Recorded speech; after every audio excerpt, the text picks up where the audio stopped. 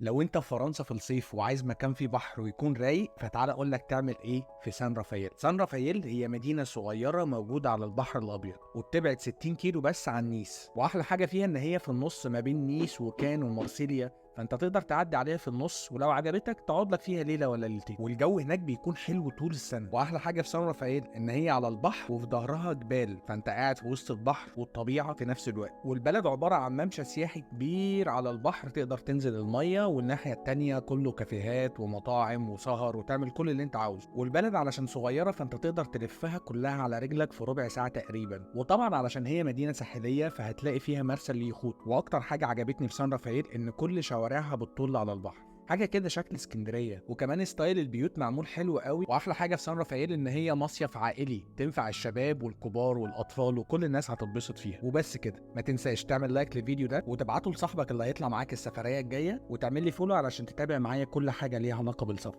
سلام.